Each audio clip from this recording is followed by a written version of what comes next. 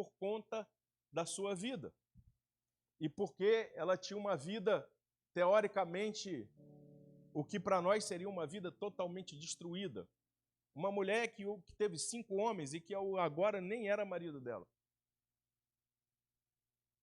E agora aquela mulher que ninguém podia ouvir, ninguém podia falar com ela, e que ela tem um encontro com Jesus, essa mulher sai à cidade, volto a dizer, desprezada pelos judeus pelo fato de ser samaritana, desprezada pelos samaritanos pelo fato da sua vida. Essa mulher agora ela sai pela cidade, e sabe o que acontece, irmãos? Muitos homens e muitas mulheres se convertem a Cristo. Muitos homens percebem o que Cristo fez na vida daquela mulher. E creio eu, aí uma visão minha à parte, é que essa mudança foi muito visível, irmão. Porque ela era uma mulher que ninguém escutaria. Ela era uma mulher que ninguém ficaria perto. E quando ela sai à cidade, as pessoas começam a escutar essa mulher e crer naquilo que ela viveu. E a gente está falando de um povo que era extremamente religioso, que provavelmente diria para ela, olha, você está de brincadeira comigo, né? Se o Messias estivesse aqui realmente, ele ia aparecer para você, você seria a última pessoa que ele estaria junto.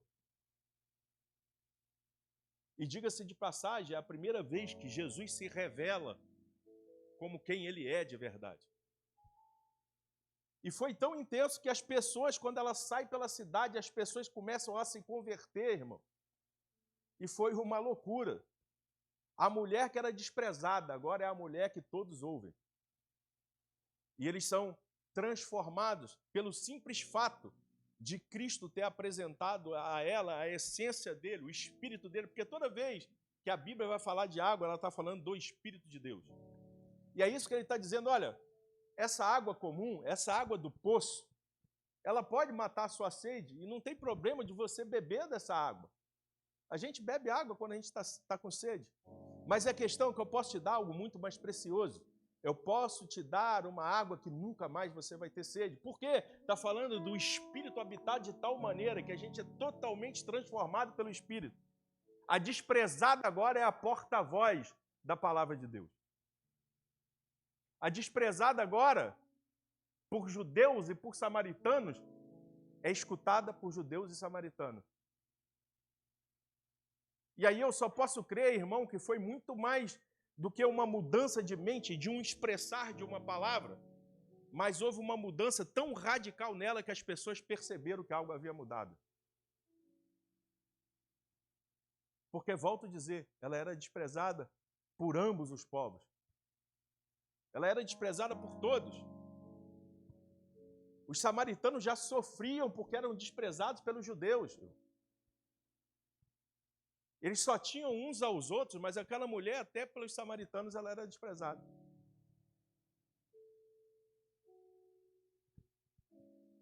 Pode botar aí, por favor, versículo 13 e 14. Por gentileza.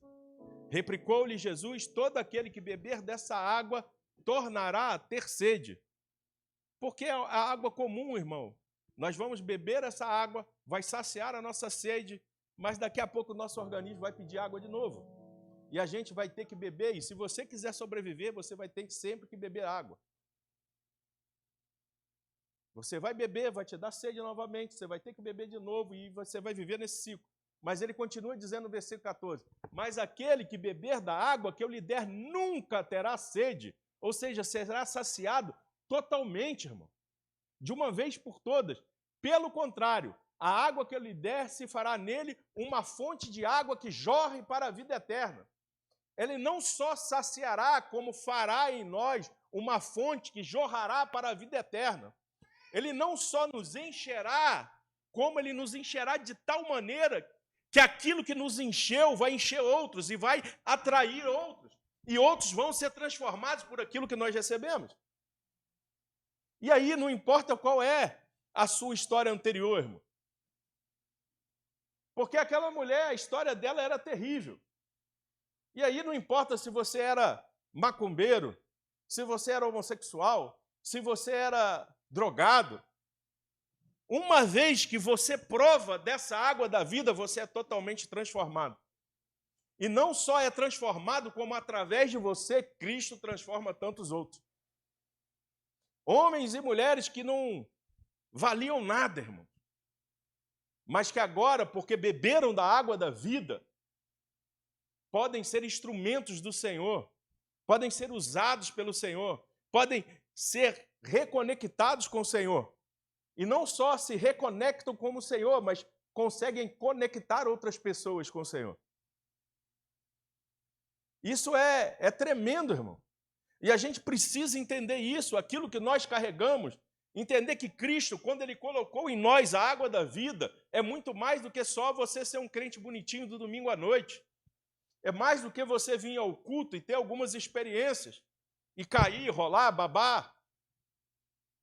Tem a ver com você ser transbordante do Espírito a tal ponto que aquilo que você carrega pode afetar outras pessoas. E pode transformar radicalmente quem está do seu lado. E esses dias eu tenho ficado feliz com o que o Espírito Santo tem feito, porque a gente tem visto o Espírito transformar e trabalhar em vida de pessoas, muitas vezes sem a gente precisar falar uma só palavra.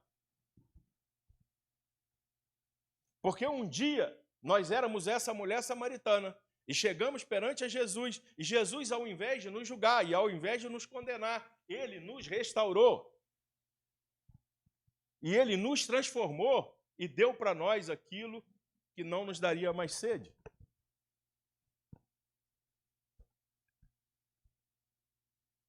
Toda vez que essa mulher ela chegava ali para retirar a água, se tivesse alguém, seja samaritano ou judeu, provavelmente ela nem conseguiria tirar a água.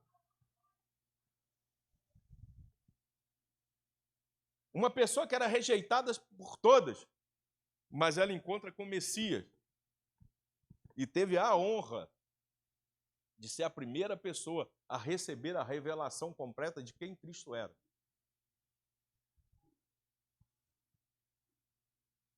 E aí, irmão, nada mais teve valor para ela.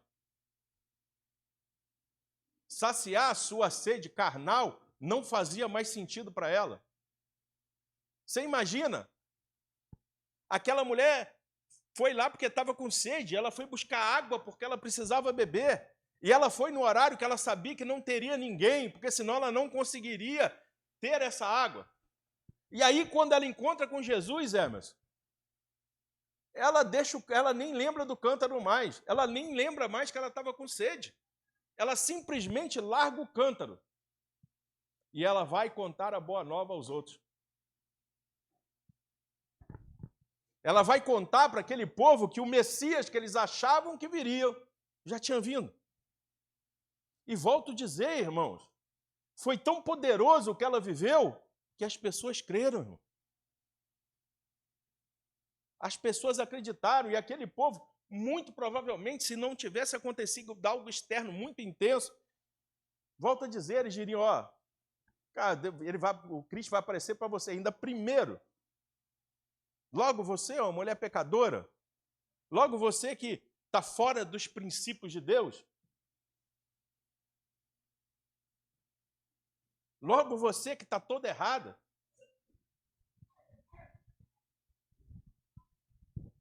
E aí Jesus libera água da vida. Só que essa água da vida, irmão, ela precisa gerar algo em mim e em você. Quando Deus, Ele coloca algo em mim e em você, nunca é para mim só você, porque se você reter aquilo que Deus te deu, então desculpa, irmão, você nem está provando verdadeiramente de Cristo. Porque tudo aquilo que Ele coloca dentro de você é para alcançar outras pessoas também. Tudo aquilo que entra de Jesus, Ele precisa sair para fora para tocar para outras pessoas. Senão não tem sentido. Não é para que você tenha uma boa casa, um bom carro, para que você venha culto após culto e depois você vai para casa e pague suas contas direitinho e viva uma vida boa. Não tem a ver com isso. Tem a ver com Deus te encher tão poderosamente que você muda ambientes e você muda o lugar onde você pisou. Porque o que aconteceu com aquela mulher foi exatamente isso, irmão. A partir dali ela mudou o ambiente. A partir dali, onde ela pisava, a palavra de Deus chegava. E chegava com poder. Porque não era só o fato dela expressar a palavra de Deus, mas ela expressava a palavra de Deus, e a palavra de Deus fazia com que pessoas fossem mudadas, com que pessoas agora acreditassem também naquilo que foi feito. Porque se é alguém doente, irmão, se é alguém deficiente físico, e você conhece ele e levanta aqui, automaticamente você vai dizer assim, realmente Deus mudou a sua vida. Porque você era paralítico e agora você levantou. Mas uma pessoa cheia de pecado e que de repente é totalmente transformada, irmão, tem que ser algo muito poderoso do Senhor.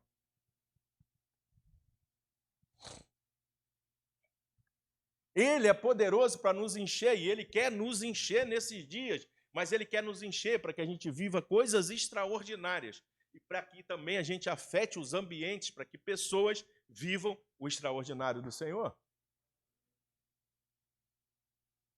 O seu dinheiro não é só para você, o seu dinheiro também é para fazer as coisas do Senhor. A sua vida não é só sua, a sua vida também é para fazer as coisas do Senhor. Tudo que você possui precisa servir a um propósito de Deus para transformar vidas, irmão. E vou te dizer, não há problema você ter um bom carro, uma boa casa, não tem problema nenhum, e Deus pode até dar essas coisas. Só que quando Deus te dá todas essas coisas, elas precisam ser para servir ao reino. Ainda que você usufrua, ela precisa tocar também em pessoas. Porque se Deus te dá muito dinheiro e Ele te faz muito rico, e você não abençoa ninguém, e você não investe em ninguém, e você não vive, não muda a vida de ninguém, então não tem sentido, irmão. Porque ainda que Deus possa dar essas coisas, Deus não tem compromisso em nos dar uma vida boa. Deus tem compromisso em nos transformar até o tal ponto que a gente transforme vida de pessoas. Ou você acha que Deus teria dificuldade para dar dinheiro para alguém, irmão? Deus não tem dificuldade para nada. Agora a questão é para que nós somos transformados? E se essa água que um dia entrou em nós, ela vai transbordar de tal maneira que ela vai tocar em outras pessoas também.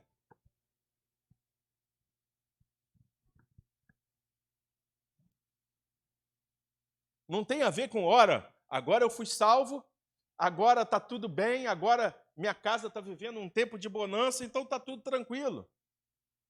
Não, agora está tudo bem, agora eu fui salvo e agora eu preciso tocar em outras pessoas para que elas vivam as mesmas coisas. E veja bem, irmão, qual era o bem mais precioso naquele tempo, e principalmente para aquela mulher?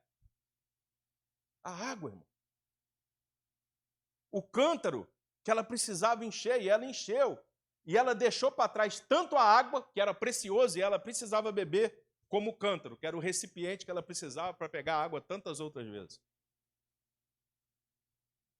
Por quê? Porque quando o Espírito vem e entra em mim e em você, ele faz uma mudança tão radical, tão diferente do que o homem pode fazer, que todas as outras coisas perdem o sentido.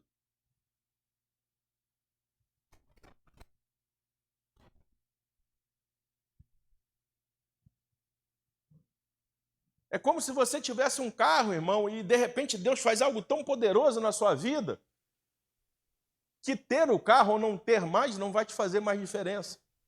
Porque você compreende que o maior bem que você pode ter e o maior tesouro que você pode ter é Cristo em você e impartido através de você para outras pessoas.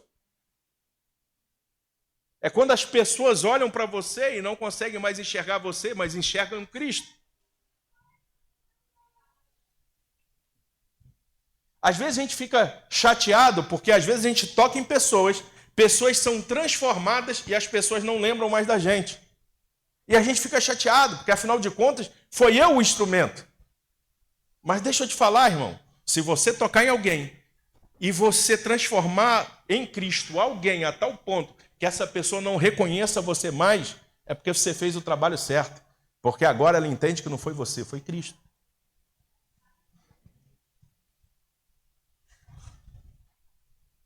Fique satisfeito de ser instrumento de Cristo, irmão, porque só o fato de você ser instrumento é algo bom demais, porque é um Cristo que poderia fazer tudo isso sem mim, sem você. E ele resolve nos usar para transformar a vida de outras pessoas quando ele poderia fazer sozinho.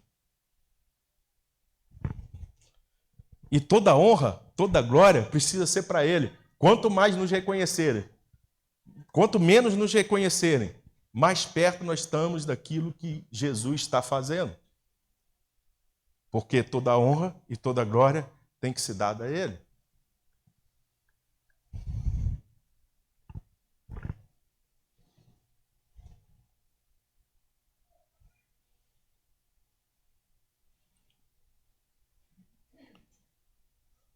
João capítulo 4, versículo 13.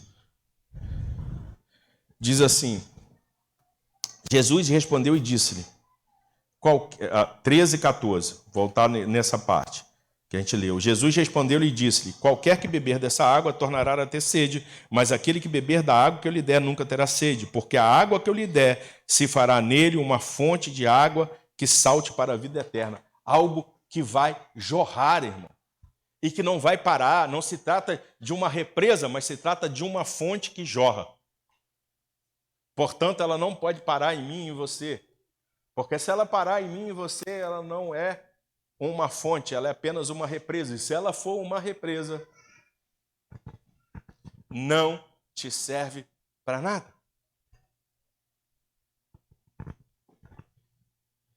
João 7, eu acho.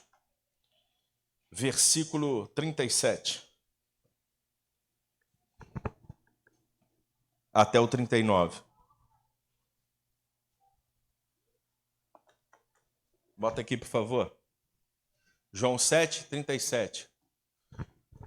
Ora, no seu último dia, o grande dia da festa, Jesus pôs-se em pé e clamou, dizendo... Para por aqui por enquanto. Se alguém tem sede, venha a mim e beba. Agora, olha só. Essa festa é a festa do tabernáculo. Nesse último dia da festa do tabernáculo, os sacerdotes se reuniam, iam a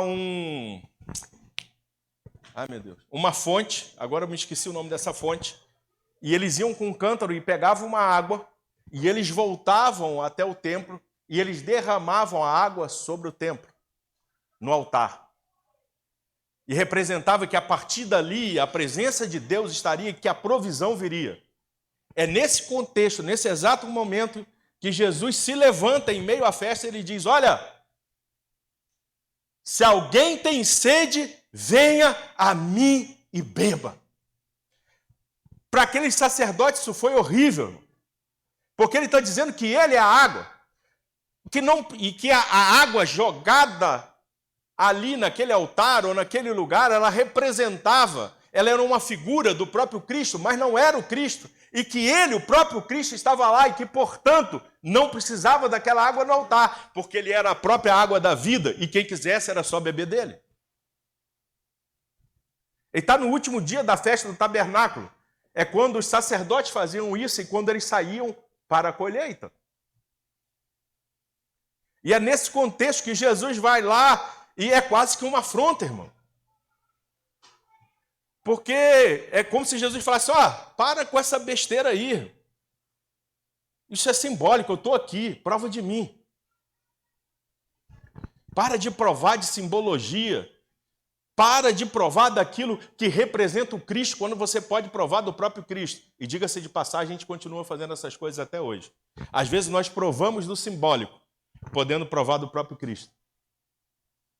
Às vezes a gente está fazendo campanha, irmão, com simbolismos, quando a gente poderia tocar no próprio Cristo. Porque a gente ainda está igual aqueles homens, ainda que Cristo estivesse lá, queria provar daquilo que era sombra do que viria, quando aquilo que eles achavam que viria já tinha vindo. E a gente está provando de sombras daquilo que viria quando ele já veio. Porque, como a gente diz, o melhor de Deus não está por vir, já veio, irmão. É Cristo Jesus.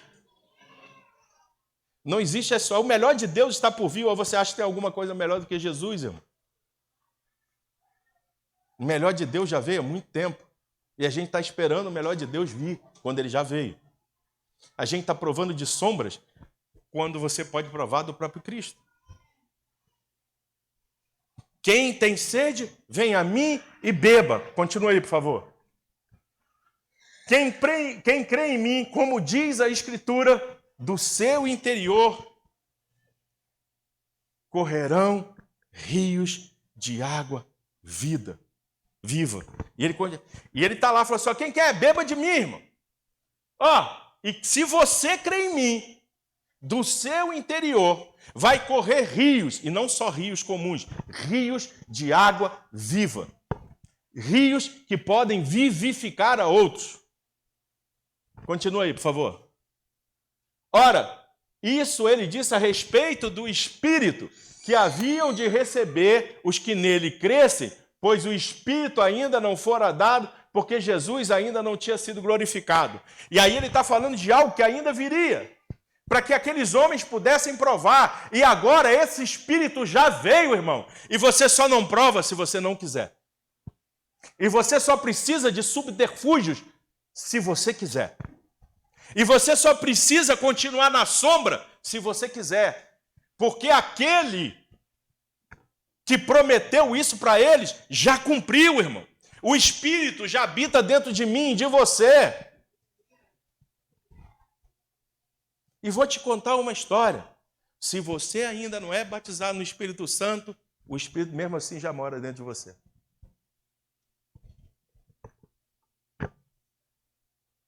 E ele é como rio de águas vivas. Jesus chega no templo, irmão. E ele grita, e ele conclama, bebe de mim. Os caras estão lá. Pode olhar a história, vai lá ver a questão da festa dos tabernáculos. Os sacerdotes se reuniam, faziam como se fosse uma procissão, iam até esse poço, eu esqueci agora o nome do poço. Eu tenho anotado aqui.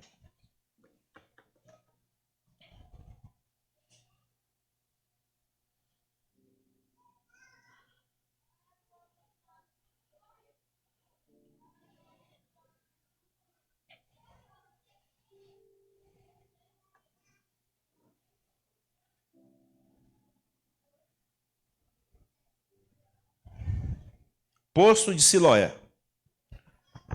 No 8º e último dia da festa, o sumo sacerdote de Israel lidera uma grande procissão composta por sacerdotes e fiéis.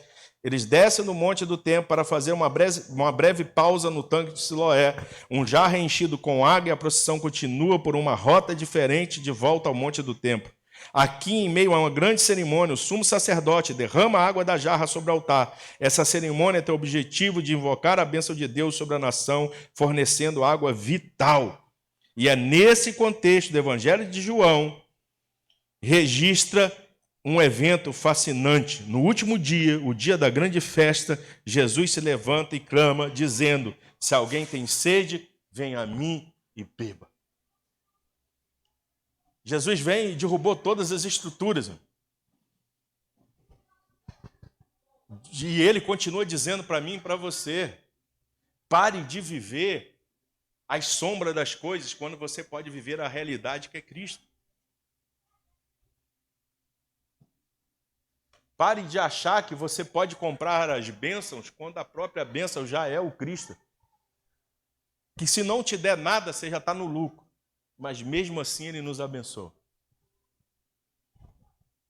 Pare de viver uma velha aliança quando a nova aliança em Cristo já foi estabelecida.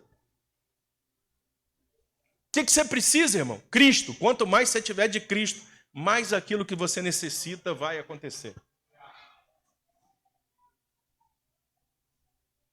Tem muita coisa que a gente ora, que se a gente fosse íntimo de Deus e a gente entendesse o que a gente carrega, nem orar a gente precisaria mais nesse sentido. Porque quanto mais você orar para ter mais dele, mais ele pode te dar as outras coisas.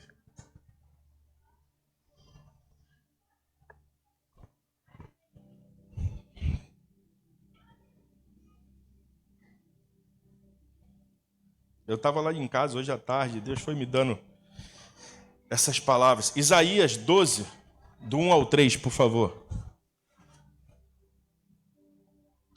Isaías 12, versículo 1 ao 3. Hoje eu não vou demorar não, irmão, eu acho.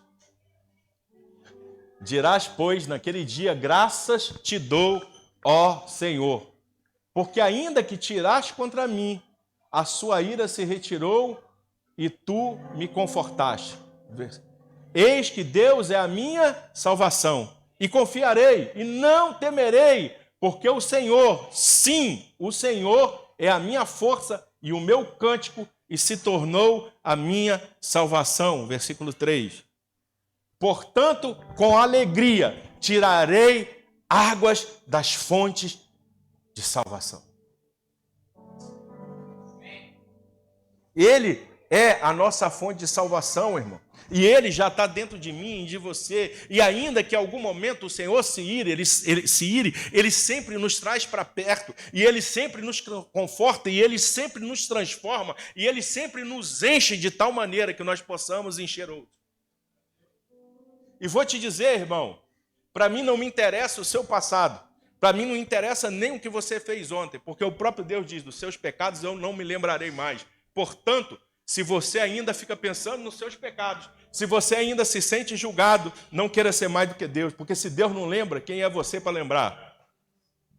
Ou você acha que você é mais santo do que Deus? Ou você acha que você não pode perdoar aquilo que Deus já perdoou? Porque se Deus te perdoou, quem é você para não se perdoar?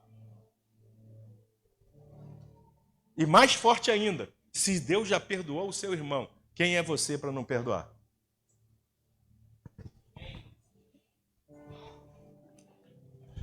Talvez, irmãos, a heresia minha parte, talvez Deus procure mais mulheres samaritanas do que muito crente que certinho. Porque é o ambiente perfeito para Ele transformar e fazer a transformação de outras pessoas. Eu não sei você, irmão, quando chega alguém na igreja que é muito santo, eu desconfio logo. Tem alguma coisa, irmão.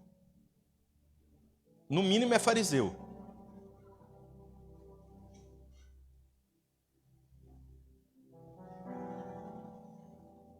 Deus não está procurando homens e mulheres perfeitos. Deus está procurando homens e mulheres que, apesar da sua imperfeição, podem deixar o Senhor enchê-los da fonte da água da vida, para que outros que eram como ele possam ser transformados pelo poder restaurador do Evangelho. Deus não está procurando os certinhos, irmão.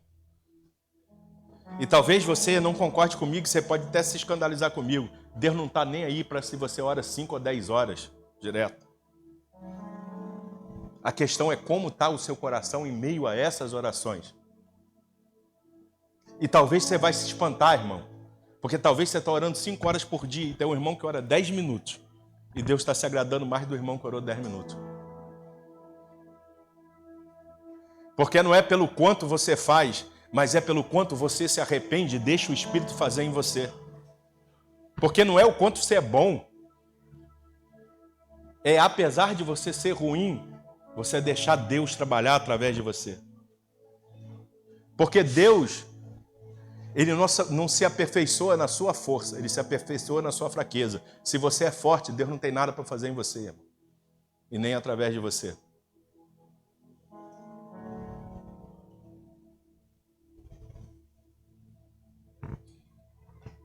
Ele é a nossa salvação. Ele é a nossa fonte, irmão. Romanos 8,14. Porque todos os que são guiados pelo Espírito de Deus, esses são filhos de Deus. E se eu fosse botar um tema nessa noite, nessa pregação, seria isso: guia-me, Espírito Santo. Todos aqueles que são guiados por Deus, esses são filhos de Deus. Sabe o que significa, irmão? Isso é forte. Não tem a ver com sua força, não tem a ver o quanto você é bom, mas tem a ver com deixar o Espírito te conduzir. Porque se você não deixa o Espírito te conduzir, o contrário é verdadeiro. Então, você não é filho. Não tem a ver com a sua vontade. Tem a ver com a vontade dele. Não tem a ver com com aquilo que você apresenta a Ele. Ele não está nem aí por aquilo que você pode apresentar a Ele.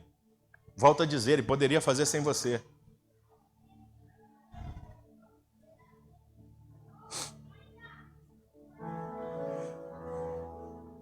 Pode botar o texto aqui, por favor? Romanos 8.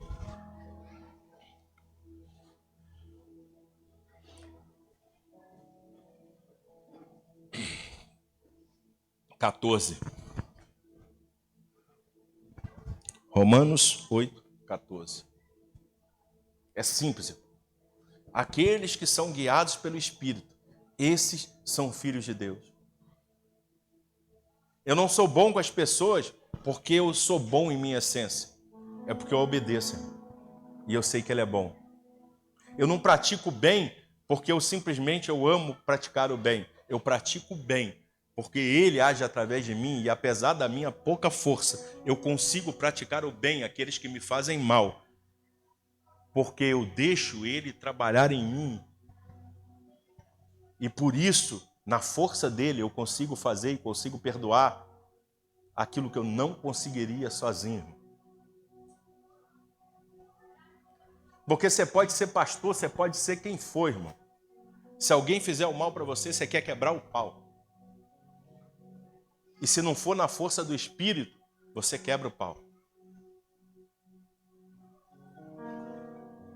Mas o Crebinho, até teve lá em casa ontem, foi pastor daqui. Ele tem uma música que fala: o morto não fala, o morto não anda, o morto não tem vontade própria. Então morra para o mundo e renasça em Cristo. Porque enquanto você estiver morto, Cristo faz o que Ele quiser na sua vida. Mas se você tiver vida, aí você faz o que você quer. Como é que é a música?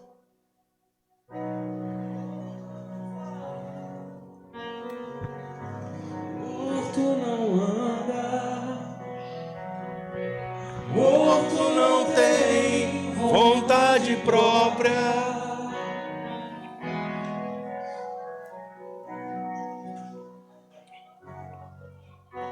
É exatamente isso.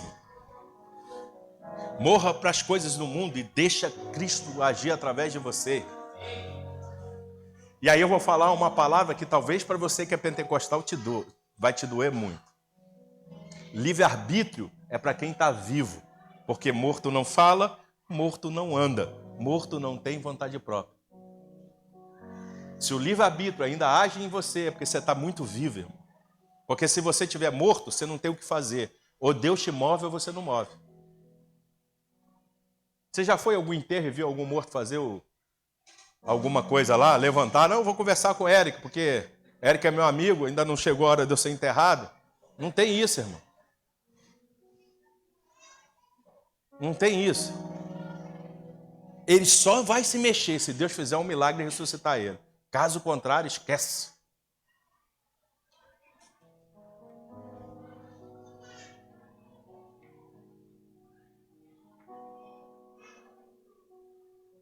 Ah, mas eu não posso escolher que roupa que eu venho, que é isso. Pode, irmão, isso não é livre-arbítrio, isso é livre-agência. É diferente. Aí você tem que estudar para compreender isso. Livre-agência é a diferença de livre-arbítrio. Ah, eu escolho se eu venho para cá ou não escolho. Livre-agência. Não é livre-arbítrio.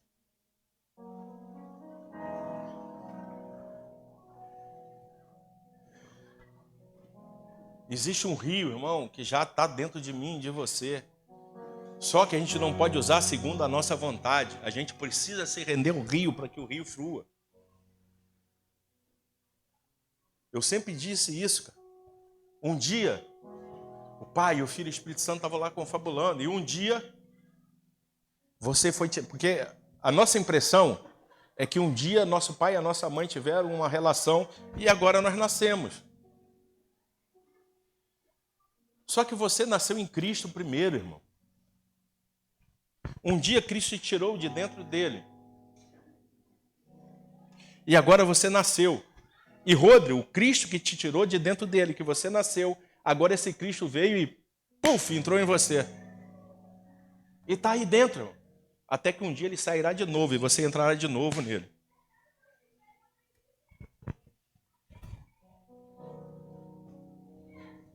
Ele É, a fonte. E tudo que você precisa já está aí dentro. Não está fora. Está dentro.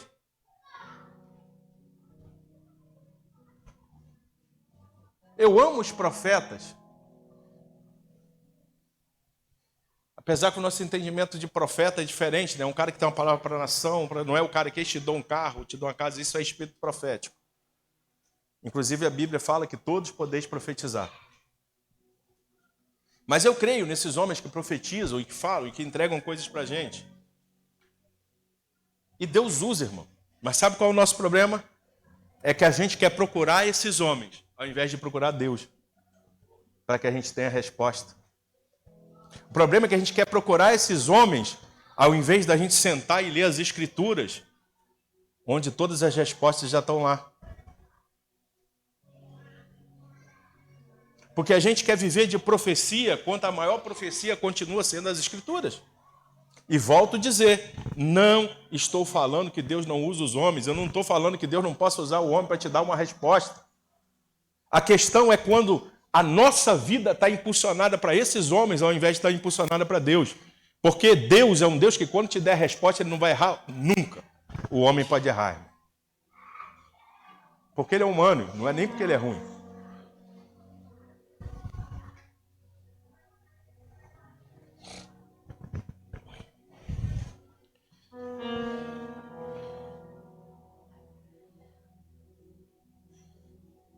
E olha que interessante a respeito de revelação. Não dessa revelação, mas da revelação de Deus em nós. O nosso problema é que às vezes a gente acha que a gente já sabe demais.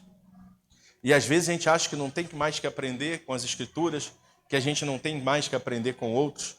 Deixa eu te falar, a minha teologia, ela é formada por aquilo que Deus me revelou, por aquilo que eu li nas Escrituras, por livros que eu li e eu entendi, por pessoas que me falaram algo e eu assimilei. Então ela é uma junção de um monte de coisa, de palavras que eu ouvi de outras pessoas, e isso foi construindo algo em mim.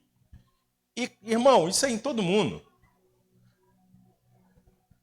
Vai construindo a nossa teologia, aquilo que a gente acredita. Mas o problema é quando a gente acha que a gente já aprendeu demais e a gente não tem mais o que aprender com o outro, ou até com as Escrituras. E aí a gente está perdido, irmão. Porque aí nós somos aqueles que apontam o dedo, nós somos aqueles que vê o erro de todo mundo, só a gente só não vê o nosso. E sabe qual é o nome disso, irmão? Fariseu.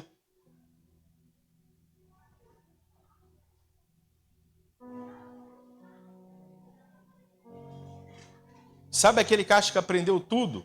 É porque não aprendeu nada. Porque se você entender... A Bíblia é um negócio diferente, Jefferson.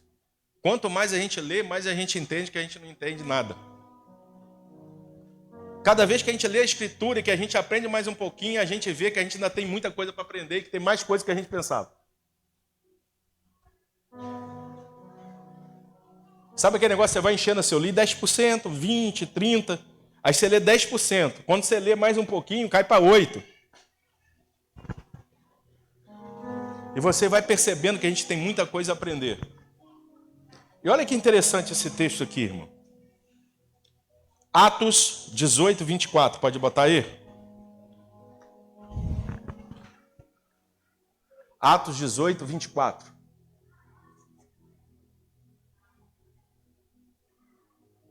Não é qualquer um, tá, irmão? É Paulo. Ora, chegou a Éfeso certo judeu chamado Apolo, natural de Alexandrinha, homem eloquente, poderoso nas Escrituras. Desculpa, Paulo não, Apolo. Era ele instruído no caminho do Senhor e sendo fervoroso de espírito falava e ensinava com quê? Precisão as coisas concernentes a Jesus, conhecendo, entretanto, somente o batismo de João. Pode continuar. Ele começou a falar ousadamente na sinagoga. Cara valente, Apolo. Mas quando Priscila e Áquila o ouviram, levaram-no consigo e lhe expuseram com mais o quê? Precisão o caminho de Deus. Continua, 27 e depois 28. Querendo ele passar a caça, os irmãos o animaram e escreveram aos discípulos que o recebesse. E tendo ele chegado, auxiliou muito aos que pela graça haviam crido. Por último. Pois com grande poder refutava publicamente os judeus, demonstrando pelas escrituras que Jesus era o Cristo. Agora era um homem que chega, manuseava bem a palavra, ousado, e diz que ele explicava com precisão. Ó. Já estava pronto, Rondinelli. Todo mundo achava mil maravilhas, o cara era sinistro. Aí chega aquilo. Vem cá, senta aqui que a gente vai te explicar mais precisamente. Se esse homem precisava aprender mais de Deus, você acha que a gente não tem que aprender mais ainda? Não era um cara bobo, não era qualquer um. Mas se não houver uma mudança total de mente, irmão, a gente não vai viver o que Deus tem pra gente. Por isso eu vou te dar o conselho que eu dou para todo mundo. Pega as escrituras, começa a ler de novo. Esquece tudo que você aprendeu. Porém, não leia por si mesmo. Leia cheio do Espírito Santo, para que o Espírito Santo te revele. E você vai ver que muita coisa que você leu não é do jeito que você pensava. Outras você vai ver que são, mas tem mais. E outras talvez você perceba que é exatamente assim. Só que se você ler com filtro, se você ler com o seu achismo, você não vai ter mudança de mente. Mas se você voltar a ler munido do Espírito Santo, você vai ver que muita coisa a gente aprendeu errado. E muita coisa a gente vai ver que a gente aprendeu certo, mas tem muito mais revelações.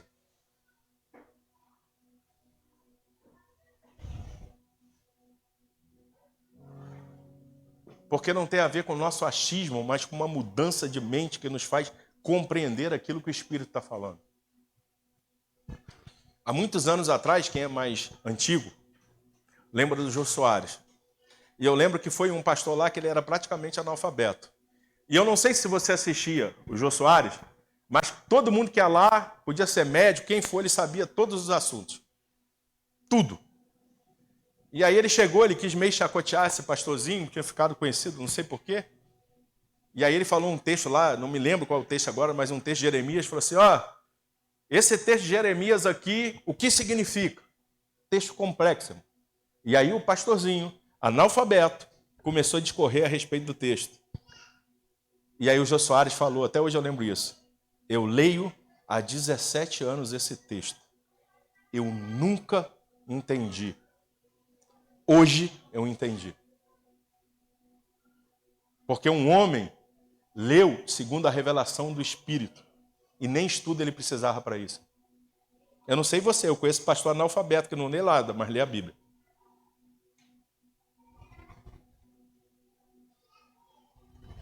Porque é espiritual, irmão. E conheço muito crente que lê a Bíblia, mas é como se não lesse. Porque falta a revelação do Espírito. Gálatas 5,16 diz, andai em espírito e não cumprireis a concupiscência da carne. Olha o que ele está dizendo, irmão. Quer vencer a carne? Anda no espírito. Porque não se vence a carne com a própria carne. É impossível você vencer o pecado, porque simplesmente você falou assim, hoje eu não venço, eu não caio mais. Mas se você se encher do Espírito e você andar no Espírito, o pecado não tem mais poder sobre você. E volto a afirmar, o pecado não tem mais poder sobre você. E a gente peca? Peca, mas a gente peca consciente. O pecado não... As Escrituras dizem isso, irmão. Você pode procurar que você vai ver. A Escritura diz que o pecado não tem mais poder sobre mim, sobre você.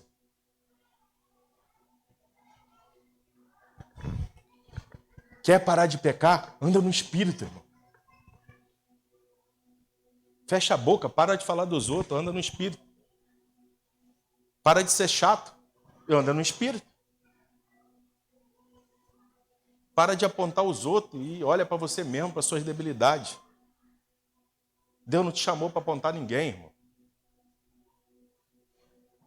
E se você E se você tivesse que apontar para alguém, você tinha que apontar para você mesmo, porque você é o pior de todos. Eu sou o pior de todos.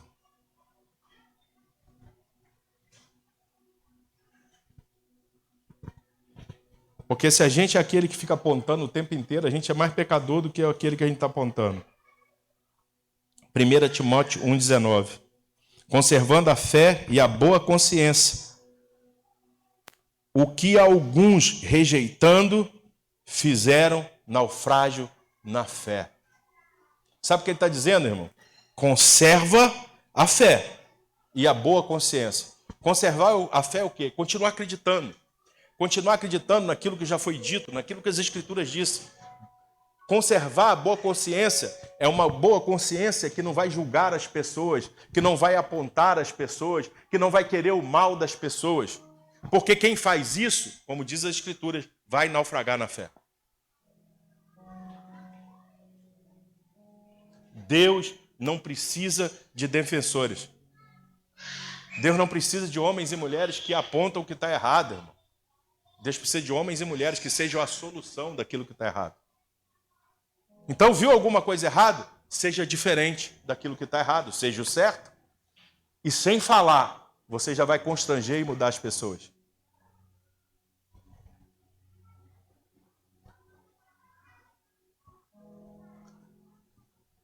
Portanto, sejam cheios do Espírito. E provem daquilo que Ele já colocou em vocês. Porque a palavra não é mentirosa. Se tem um rio de água viva em você, ela não te dará mais sede. Você não precisa buscar mais fora aquilo que já está dentro. E se está aí, precisa tocar em outras pessoas, irmão. Porque se não toca em ninguém, você é só uma represa e está parando aquilo que Deus quer fazer, irmão.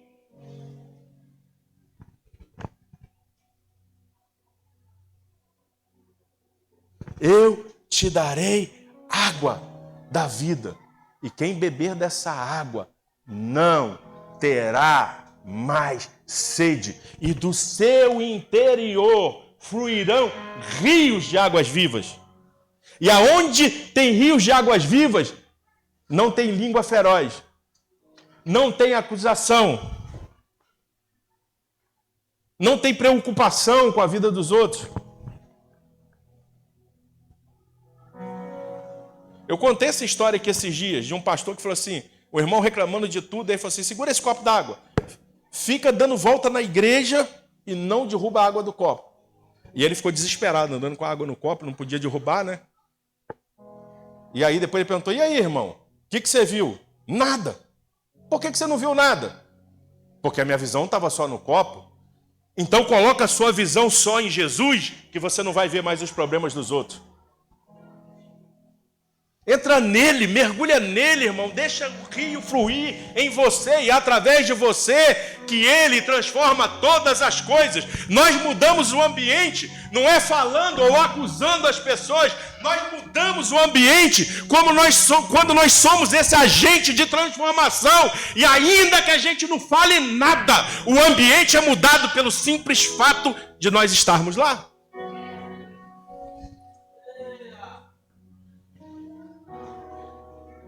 Nós precisamos mudar o ambiente que nós estamos. Se você é cristão, desculpa. Se você trabalha em algum lugar, se você está em algum lugar, o ambiente é pesado. Quando você chega lá, ele não tem que ficar mais pesado, ele tem que mudar, irmão. Pelo simples fato de que você está lá e você é o oposto daquilo que é errado. Porque você pratica aquilo que é certo. Porque aonde tem tristeza, você chega com alegria. Aonde tem represa, você é rio de águas vivas. E se tiver a represa vai explodir, vai se tornar rio de águas vivas. Então, nesses dias, deixa jorrar, irmão. Porque Ele já colocou em você a fonte de vida. Deixa a fonte jorrar. Deixa a fonte tocar sobre outras pessoas. Deixa a fonte transformar o ambiente, porque se a fonte jorrar, mesmo que haja deserto, a água vai mudar a terra. E onde não havia nada, vai haver, irmão.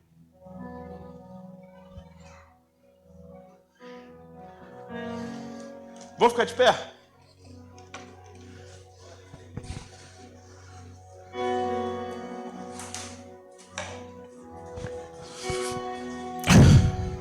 Deixa o rio fluir nessa noite, irmão.